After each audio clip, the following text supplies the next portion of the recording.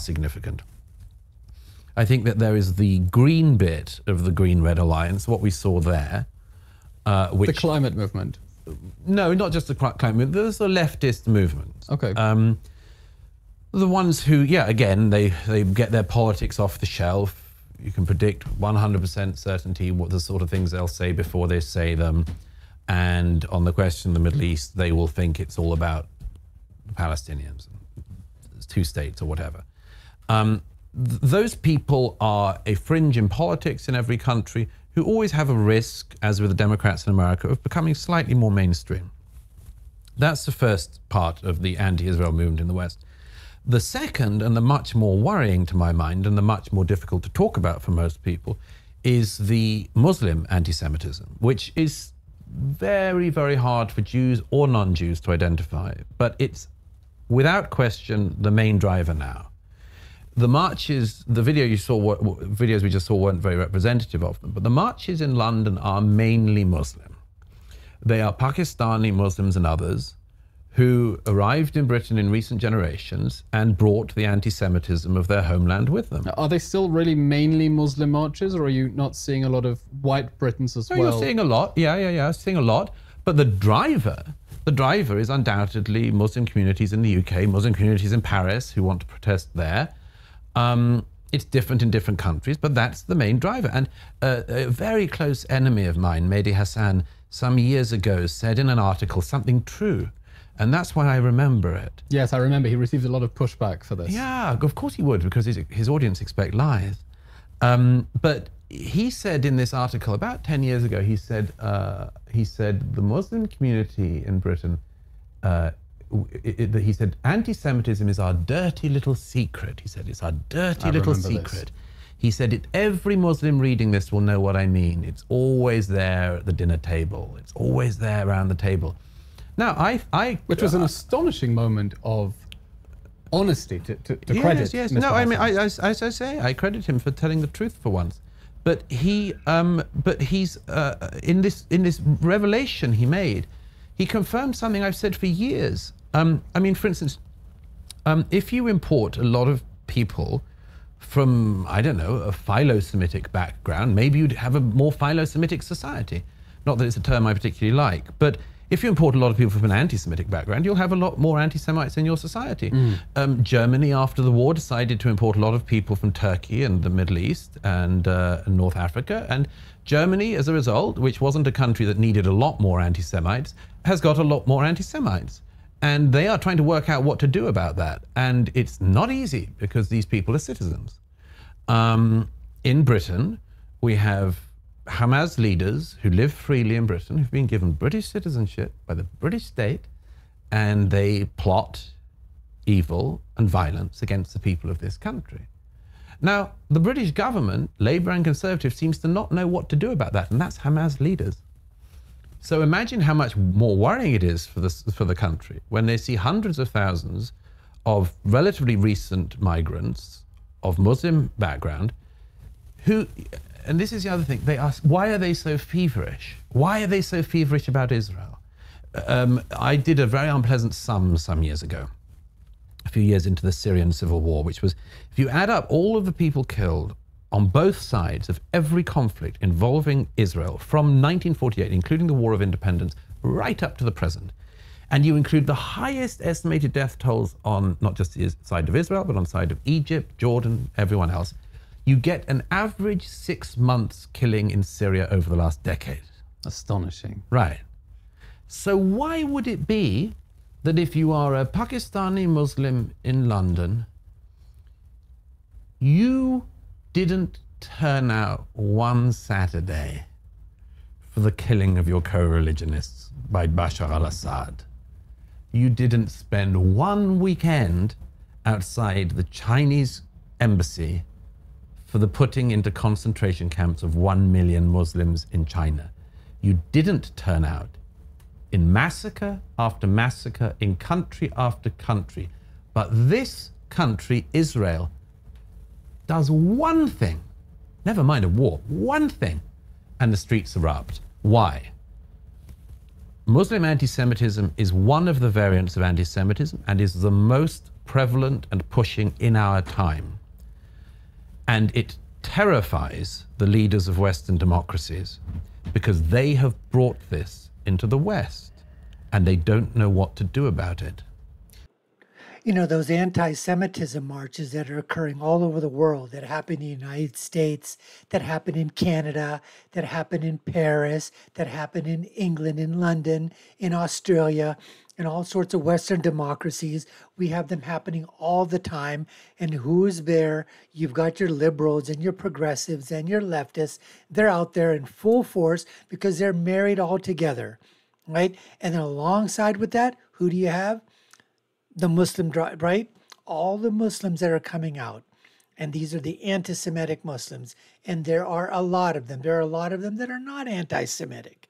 But there are truly those that are out there. Just like, for example, you've got the blacks that come out for Black Lives Matter. There are a lot of blacks that are absolutely against everything that Black Lives Matter stands for. They're not out there marching when Black Lives Matter comes out in a parade. No, they're the ones that are basically counter-protesting. But this is true. When you see, just like we talk about black on black crime, where's the outrage? You never hear the outrage of black on black crime. Oh no, oh, that's never going to happen because they don't want to talk about it. They want to sweep that under the rug. Absolutely. If a black officer, if a black policeman, you know, if he happens to shoot a person of color, a black man, a black child, it's swept under the rug. They don't even talk about it.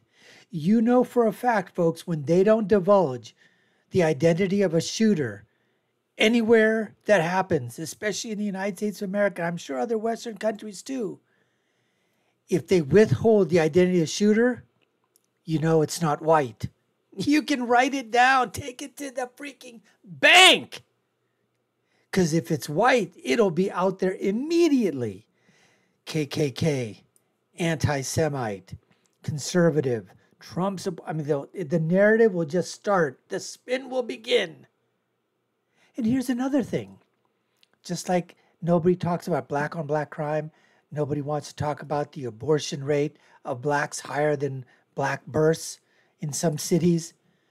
No one wants to talk about the Muslim on Muslim crime.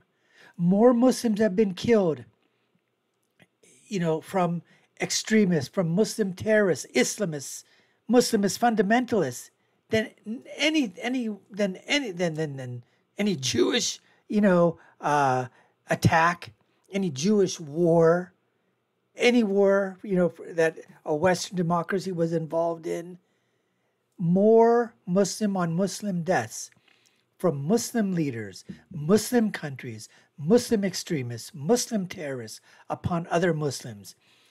Nobody protests, like he was saying. Where's the protests about all the Muslims killed in Syria? Where were all the protests of all the Muslims coming out marching in the streets when Saddam Hussein gassed the Kurds? Where were the Muslims? Where's the Muslim outrage, the protests of the 1 to 2, maybe 3 million Muslims in concentration camps in China? You know why, folks? You know what's missing there? Israel. No Jewish people involved. That's why nothing ever happens. That's why they don't protest. But you get something happening with Israel involved inside there. Oh, the marches, they start immediately. Driven by a lot of Muslims.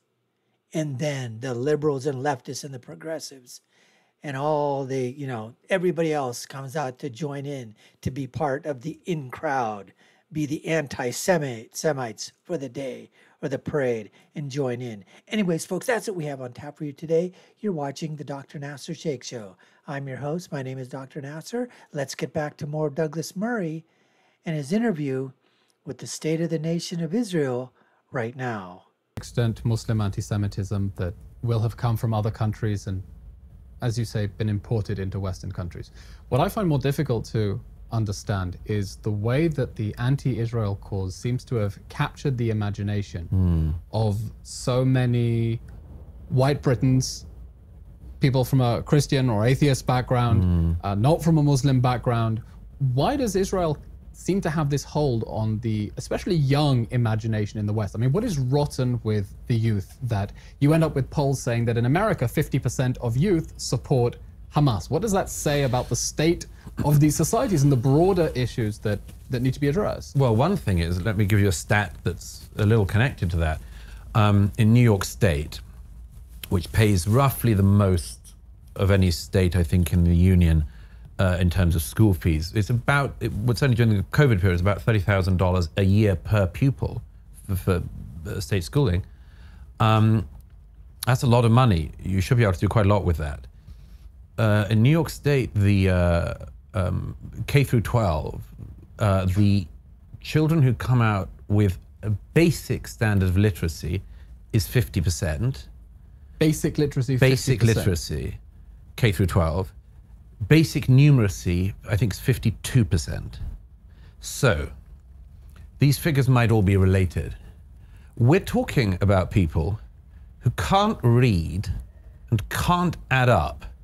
You could diddle them out of their change at the cash till and they wouldn't know. So I wouldn't go to those people for solving one of the most intractable problems in global affairs. But it might be connected. It might be connected. If you are so incapable of basic attainment in education, you are this ignorant, maybe you are particularly vulnerable to people who come along and say, there's this problem, and if we shout boring slogans often enough and we shout at people in the street and we do this, we could solve this problem. Why don't you join? I'm saying it's a demonstration of educational failure of an astonishing kind and a moral failure at the heart of America and of Britain, that there have not been enough adults who have corrected them and in fact just informed them. I mean, there's one other point I must make on this. Don't forget that all of our lives, you're a bit younger than me, but all of our lives, every politician in the West from both political sides said the same thing. They said that the solution to all of the Middle East's problems was the creation of a Palestinian state. They said that. Didn't matter if it was David Cameron or Ed Miliband. It's the foreign policy orthodoxy that astonishingly hasn't shifted with the October 7th massacre. It hasn't shifted. Amazingly enough, these people are still saying this. And it should by now be demonstrable, not just the Palestinians were already given a state in 2005 and created a terrorist state. In Gaza, of course. In Gaza. So, I mean, don't see why they should be given another go, and another go, and another go. Particularly not after October 7th. I don't see why you should reward the terrorism of that day by doubling down on the two-state solution. But when you look at that analysis that we were told all the time growing up, the orthodoxy, if the Palestinians can only get a state and live happily side by side by the Israelis, you know, the economy of Yemen will blossom, the Ayatollahs in Iran will realize that women aren't dirt, and so on. No, of course not. It doesn't have any impact on any of the problems of the region. You think that North Africa is going to get sorted out or anything just because there's another failed Arab state? Of course not. But that has dissolved in front of our eyes. It has been as proven to be wrong as anything can be proven to be wrong in international relations. And yet they still say it. They still say it and Well, folks, that's what happens when you keep repeating the same mantra over and over and over and over and over and over and over and over again.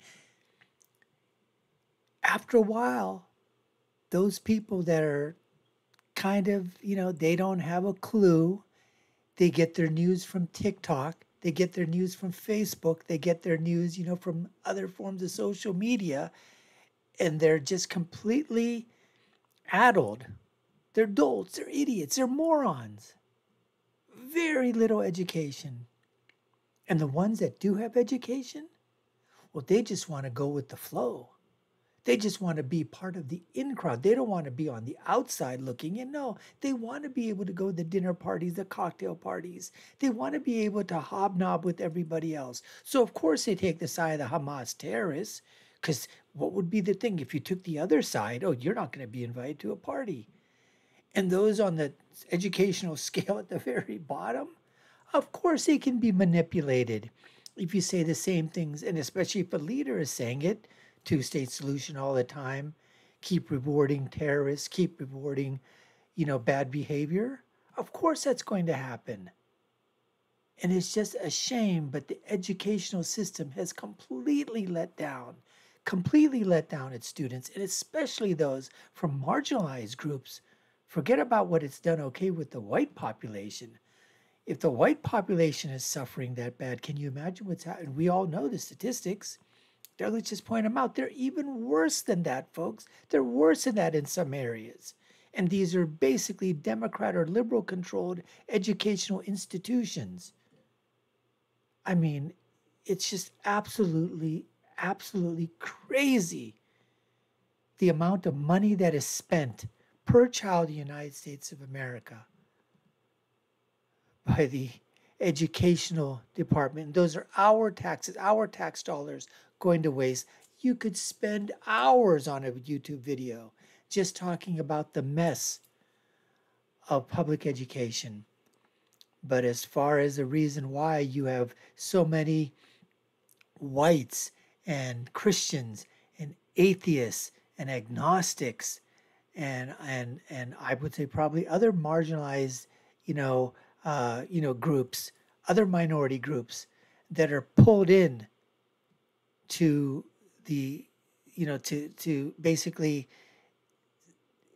be dazzled, by their concern for what's happening to Hamas and have nothing at all, very little or just absolute, hatred for the Israeli side and not even looking at the picture from both sides or at least coming to the picture with nothing, with just basically saying, okay, give me all the facts, whatever your side and what your facts you think from your side, let me make an informed decision. No, they're not. They go directly, majority, especially young people.